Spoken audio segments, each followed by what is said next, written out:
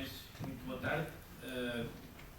Preciso realmente de agradecer a várias pessoas, sem dúvida ao júri deste prémio, sem dúvida ao dito portal Casa das Ciências, que no fundo nos possibilita pôr estes materiais disponíveis e no fundo dispersá-los pelo nosso país e fazer com que sejam úteis para todos.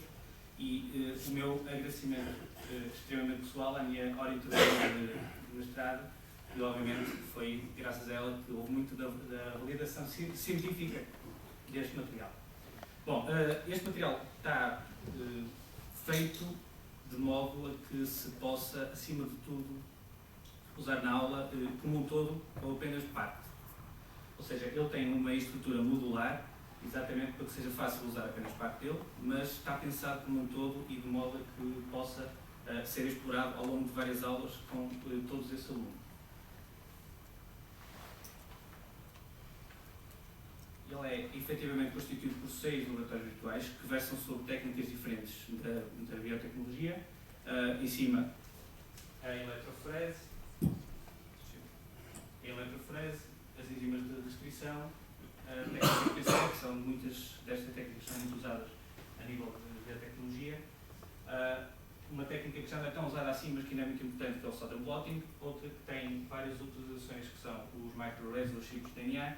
E o objetivo será que os alunos explorem cada um destes módulos para perceberem efetivamente algumas dessas técnicas a fundo. Depois, o que se pretende é que eles vão para o 6º módulo para efetivamente fazerem o diagnóstico genético de doenças usarem aquelas técnicas. Obviamente que existem guiões para tudo isto. São 6 guiões para 6 módulos. Eu não sei se eles vão abrir aqui por acaso. Estive a tentar isso em casa e não deu. Não sei porquê. É suposto dar. Vamos lá buscar. Estes guiões são obviamente para ser usados pelos alunos na dita sala de aula. E o objetivo é então que eles leiam este pequeno artigo científico, entre aspas, obviamente, mas em que tem as bases desta técnica, e depois dessa base é suposto que eles responderem a algumas questões, têm que no fundo responder a algumas questões, como é aquela que está ali em cima, durante a eletroforese as moléculas de DNA migram todas à mesma velocidade, que dizem respeito às diferentes características dessas técnicas e permitem um maior entendimento de cada uma dessas técnicas. Se nós formos então para este laboratório, nós vamos ver então que temos 3 amostras de DNA e 2 tubos apenas, e a seguir todo o material necessário para se fazer essa mesma eletroforese.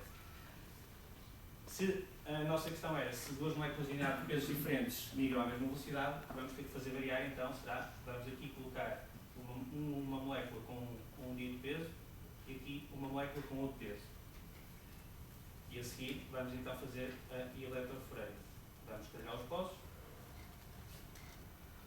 ligar o devido aparelho e obviamente esperar algum tempo, e espera-se muito menos tempo do que se espera na eletroforese real, como é óbvio. É uma das muitas vantagens disto ser virtual. E no final vai ser possível então ver onde é que estão essas bandas de DNA, ou seja, onde é que são essas moléculas de DNA, que estão obviamente depois estão no fundo marcadas com brometo de deutírio, reais a ultravioleta, e que nos permite ver onde é que elas estão. Ou seja, à nossa questão temos aqui a nossa resposta, e quem dá esta resposta poderia ter dado outra, dependendo do desenho experimental que faz. Ou seja, 2 moléculas com pesos moleculares diferentes, ao mesmo tempo migram no fundo, distâncias diferentes. É exatamente das bases da eletroforese que se pretende que faça a separação desse mesmo DNA. Depois deles perceberem essas 5 técnicas, tem então um sexto módulo, em que tem 5 casos clínicos.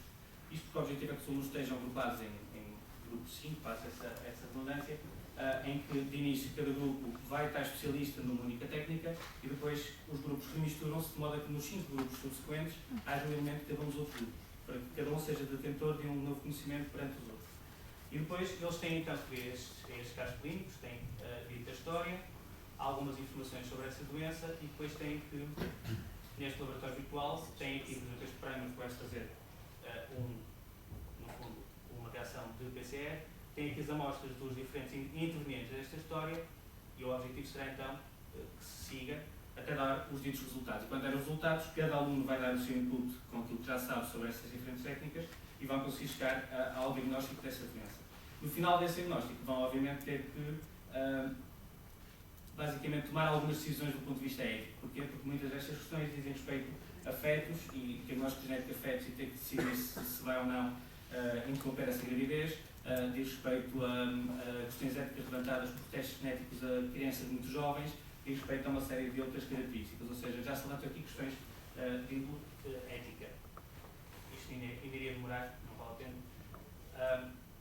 Finalmente, tem um sétimo módulo, que o que pretende é mesmo levantar essa mesma questão ética. Ou seja, estas técnicas são muito boas, são muito bonitas, mas é sempre bom que uma pessoa se lembre que tem sempre o lado mau. Ou seja, como todas as técnicas, como tudo que existe, quando surge é muito bom, mas depois acaba por ter um lado mau e o livro perfeitamente mal da informação genética de cada um pode vir a ser uma realidade. Então, aqui o que se conta é uma história em que alguém vai ao banco pedir empréstimo, pedem uma amostra de sangue, dessa amostra de sangue fazem uma análise genética, tem o risco de ter cancro e como tal, negam-lhe esse mesmo empréstimo e isto obviamente tem as ditas consequências.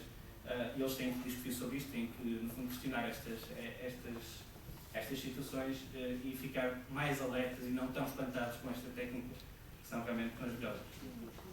E pronto, acho que é tudo.